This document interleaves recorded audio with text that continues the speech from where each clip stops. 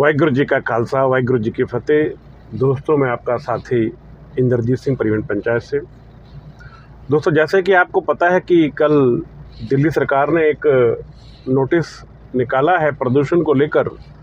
दिल्ली के अंदर हालात आपसे भी छिपे नहीं हैं, हमसे भी छिपे नहीं हैं। सभी को पता है कि प्रदूषण का स्तर कहाँ तक पहुँच गया है। कई वर्षों से प्रदूषण के ऊपर MC मेहता बनाम गवर्नमेंट ऑफ इंडिया केस चल रहा है। उस केस के अंदर बार बार जिक्र होता है, जिरह होता है, बहस होती है। परिणाम क्या निकलता है उस बारे में अलग अलग समय पे जजमेंट आई है।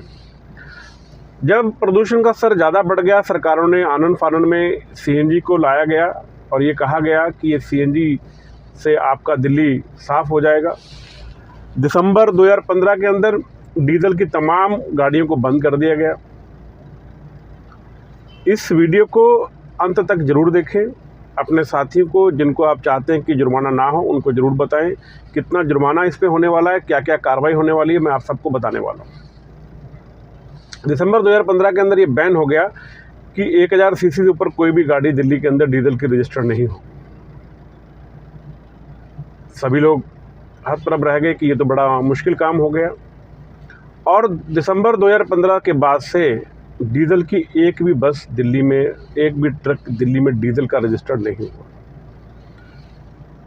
अब यहाँ पर सरकार की बदइंतजामी या सिर्फ एक आदेश निकाल देना ही जिम्मेवारी रह गई है, उसके अधिक कुछ भी नहीं रह गया। मेरे कुछ दोस्त मेरी इस बात से नाराज होंगे, पर सत्य बोले बिना रहा तो नहीं जाएगा, सच्चाई से छिपा नहीं जाएगा। क्योंकि ना तो हम लोग कभी एक होते हैं, ना हम एक मंच पर आते हैं, ना हम एक सोच की बात करते हैं। चलिए, आज का जो विषय है, जिस तरह से जो काम हुआ है उस तरह से आपको बताने जा रहे हैं। सबसे बड़ी बात जो हमने बताई वो ये बताई कि दिल्ली के अंदर दिसंबर 2015 से कोई भी डीजल की गाड़ी, बस, tempo traveller, truck, mini truck registered नहीं हो रहा। क्रिस्टा, इनोवा जैसी गाड़ियाँ भी बंद कर दी गई थी, लेकिन उनको मई 2017 में हमने खुलवा दिया और वो चलने लगी। दोस्तों, आज का जो कानून जो आज बताया गया है, तो हमने इससे पहले RTI के माध्यम से दिल्ली सरकार से और केंद्र सरकार से, NGT से पूछा कि आपने 2015 से 2020 के बीच में कितना वायु प्रदूषण में कमी महसूस की है। तो उन तीनों विभागों ने, NGT, दिल्ली सरकार और केंद्र सरकार, तीनों ने ये कहा कि जो 2015 में प्रदूषण था उससे वाहन प्रदूषण बढ़ा या कम नहीं हुआ। उसका सबसे बड़ा एक तरीका और जो खामी ये थी कि जब ये बसें बंद कर दी गई थी, ये ट्रक बंद कर दिए गए थे, तो इनको दिल्ली के बॉर्डर के अंदर आना मना होना चाहिए। अब यहाँ बात ये आती है कि प्लेट धुआं करती है। मैंने पहले भी कई बार कहा है, आज फिर कह रहा हूँ। अब बसें और ये ट्रक दिल्ली के अंदर नहीं आ रहे। अब हम बात करते कि अब प्रदूषण कैसे हो रहा है। फिर निकलती जो गाड़ियाँ 1000 cc से ऊपर की प्राइवेट, निजी तौर पर चल रही हैं। आज हर नेता के पास फॉर्चूनर है या उससे उच्च मॉडल गाड़ियाँ हैं। कभी भी उनका आप धुआं कर ले, कभी अगर आप पॉल्यूशन करने जाएंगे, वो सेटिंग से पास कर दे, वरना पास नहीं होती कभी पॉल्यूशन के अंदर वो गाड़ियाँ भी रुक पाती। तब सरकार कुछ ऐसा सिस्टम निकालते जिससे इसको रोका जाए। इसकी सबसे बड़ी जो कमी है, जो धुआं बढ़ता है, आप कभी स्टार्ट गाड़ी आपके पास से गुजरती है, कभी आपको उसकी गंध महसूस होती है? अक्रोचमेंट MCD के कारण, अक्रोचमेंट दिल्ली पुलिस के कारण, अक्रोचमेंट NDMC के कारण, अक्रोचमेंट DDA के कारण, ये 4 कारण हैं जिस कारण रोड पर जाम लगता है। और जब गाड़ी खड़ी होती है तभी आपको उसके जो धुआं है वो आपको लगता है कि यार जाम है, तो आपको आंखों में जलन और नाक में जलन होनी शुरू हो जाती है। जब आप अंदर से थूक निकालते हैं तो वो काला निकलता है, क्योंकि वो जब गाड़ी ब्रेक लग जाती है तो वहाँ पर वो एग्जॉस्ट ज़्यादा करता है। जब गाड़ी स्पीड से निकल गई तो कोई दिक्कत नहीं। और सबसे बड़ा पोल्यूशन डस्ट पोल्यूशन है, जिसके ऊपर MCD को हमने कितनी बार चिट्ठी लिखी, लेकिन उसने कभी भी अपने सफाई कर्मचारी को या दिल्ली सरकार ने जो वैक्यूम लाना था, जो मशीन होती है सक करने वाली, आपने देखा होगा NDMC में बहुत सी जगह है और दिल्ली के अंदर मात्र 140 हैं। एक विधानसभा में 2 वैक्यूम मशीन है और वो सिर्फ उनके कर्मचारी एक बार सवेरे राउंड लगाते हैं। 8 घंटे की ड्यूटी है, लेकिन वो 2 घंटे के अंदर राउंड लगा के आराम से चाय पीकर वापस चले जाते हैं। मेरा ये मानना है, मैं किसी कर्मचारी के खिलाफ नहीं हूँ, मैं सरकार की नीति के खिलाफ हूँ कि सरकार, आप अगर कभी जाएं, मैं बाईपास की तरफ मेरा घर है, मैं रोज़ जाता हूँ, आज़ादपुर से लेकर जीटी करनाल रोड बाईपास तक आप देखेंगे सीधे जो डिवाइडर के राइट वाला है वहाँ तो सब साफ़ है क्योंकि वैक्यूम उधर चला जाता है, लेकिन लेफ़्ट साइड में आप अगर एक हाथ से मिट्टी इकट्ठी करेंगे ना तो 1 किलो आपके हाथ में आ जाएगी। मतलब ऐसी मिट्टी वहाँ भरी पड़ी है और वही जब गाड़ियाँ वहाँ से निकलती है तो उड़ती है और उनके नाक में आती है और वो वायु पोल्यूशन में बदल जाती है। दिल्ली में कूड़े के पहाड़ एक बहुत बड़ा पोल्यूशन का जरिया है।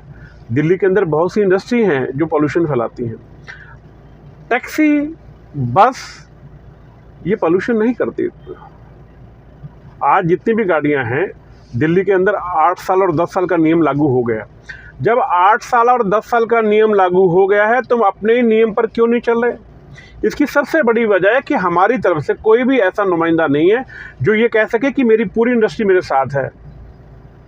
चाहे वो ट्रक वाला मेरे साथ है, चाहे वो बस वाला मेरे साथ है, चाहे वो टेम्पो ट्रेवलर मेरे साथ है, चाहे वो टैक्सी वाला, सभी मेरे साथ हैं। आप कोई भी ट्रांसपोर्ट के प्रति ऑर्डर करेंगे तो पहले हमसे पूछेंगे। आज मुझे बताया जाए कि आज अगर हम टैक्सी की बात कर ले, जो कि सबसे छोटी गाड़ी है, जो कि दिल्ली के अंदर घूमती है, विदेशियों को साइट सीइंग कराती है, पिकअप करती है। दिल्ली के अंदर अंतर्राज्यीय इंटरनेशनल एयरपोर्ट है, जितने फॉरेन क्लाइंट है टोटल दिल्ली लैंड करते हैं, जितनी इंटरनेशनल फ्लाइट है दिल्ली लैंड करती हैं।